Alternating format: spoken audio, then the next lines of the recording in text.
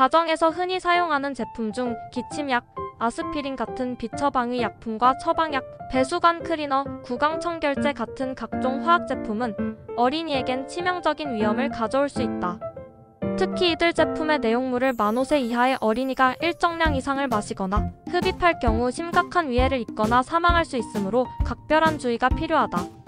어린이 중독 사고는 가정 내외에서 방치된 의약품 및 화학제품 등을 어린이들이 잘못 먹거나 흡입하여 발생하는 우발적 중독 사고를 말한다. 어린이가 독성물질이 함유된 의약품, 가정용 화학제품을 잘못 먹거나 흡입할 경우 중독으로 인한 사망 또는 심각한 부작용을 초래할 수 있어 매우 위험하다. 어린이 중독 사고는 가정 내외에서 방치된 의약품 및 화학제품 등을 어린이들이 잘못 먹거나 흡입하여 발생하는 우발적 중독 사고를 말한다. 어린이가 독성물질이 함유된 의약품, 가정용 화학제품을 잘못 먹거나 흡입할 경우 중독으로 인한 사망 또는 심각한 부작용을 초래할 수 있어 매우 위험하다. 사고 장소는 전체의 86.6%가 가정에서 발생하였으며 어린이 중독사고 유발 품목은 성인용품이 76.4%를 차지하였다.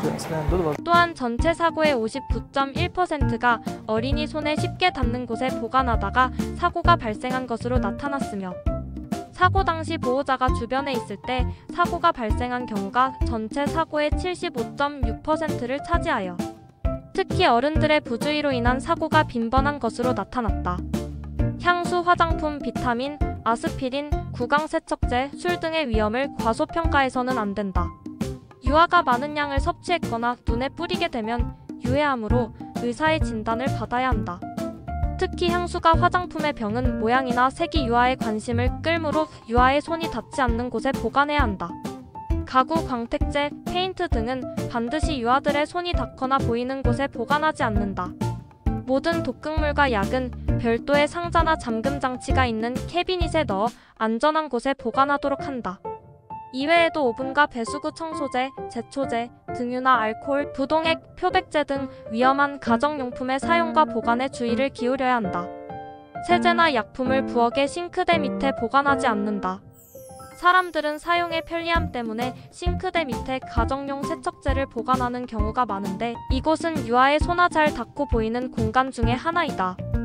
에어졸 용품 역시 아이들의 손이 닿지 않는 곳에 보관한다. 유아가 에어졸 용기에 담긴 벌레 퇴치약 등을 자신의 얼굴을 향해 뿌리면 위험하다. 또한 에어졸 용기를 사용한 후에는 반드시 실내의 문을 열어 환기시킨다. 요리 활동을 할 때 사용하는 간장이나 소스, 초코 시럽 등을 유아의 약병에 넣어 사용하지 않는다. 약과 음식물을 혼돈하여 잘못 섭취할 수 있기 때문이다. 위험한 약품들은 음식물과는 구분하여 다른 장소에 보관한다. 위험한 약품을 무해한 식품에 담겨졌던 용기, 예를 들면 우유통이나 과자 용기, 설탕이라고 씌어진 용기 등에 담지 않는다. 겉모양으로는 유해한 약품과 식품을 구분하기 어려운 것도 있기 때문이다. 만약 약품을 다른 용기에 옮겨 담아야 할 때에는 용기에 약품의 이름을 크게 써붙인다. 또한 약품을 냉장고에 보관할 때는 다른 식품과 섞이지 않도록 조심한다. 유해한 물질은 원래 용기에 보관해야 하며 제품에 대한 이름이나 설명서를 떼어내지 말아야 한다. 설명서에는 약품의 사용법이나 주의사항뿐 아니라 그 약품에 대한 해독제를 명기해 놓은 경우도 있기 때문이다. 처방약은 반드시 날짜와 이름을 명기하여 어린이들이 쉽게 열 수 없는 안전용기에 넣어 보관한다. 진정제나 철분이 보강된 약 등을 빈 아스피린 병이나 무해한 식품이 들어있었던 용기에 담아두는 것은 매우 위험하다. 어떤 종류이든지 약은 식탁 위나 유아의 손이 닿는 곳에 두지 말고 별도의 약상자에 넣어 안전한 장소에 보관하는 것이 좋다. 약을 먹기 전에 반드시 약의 이름과 그 분량 등을 확인한다. 또한 어둠 속에서 어린이에게 약을 먹이지 않는다. 어둠 속에서 전혀 엉뚱한 약을 먹일 가능성이 높기 때문이다. 약물을 복용하거나 가정용품을 사용한 후에는 즉각 용기 자체를 치운다.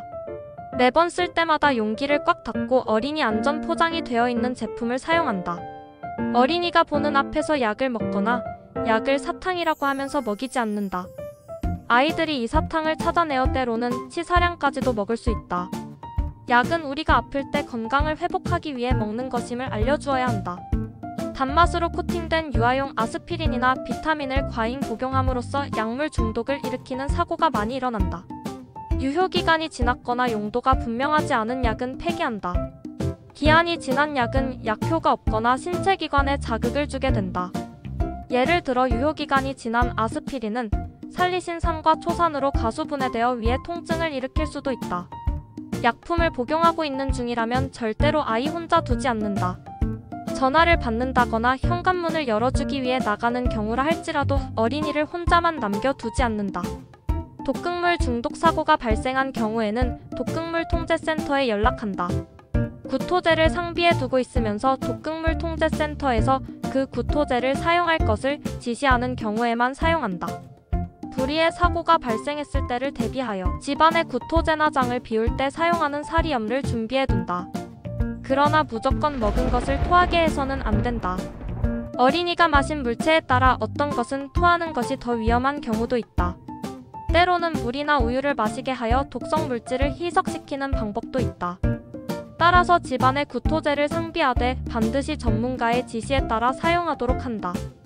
토에서 좋은 것은 담배, 약, 술, 세제, 화장수, 나프탈렌 등이고 토에서 위험한 것은 석유, 농약, 벤진 등이다. 토해서 안 될 경우에는 곧바로 병원에 가서 위세척을 받는다. 어린이가 독극물을 만지거나 마셨을 때는 사고 발생에서 처치할 때까지의 시간이 매우 중요하다.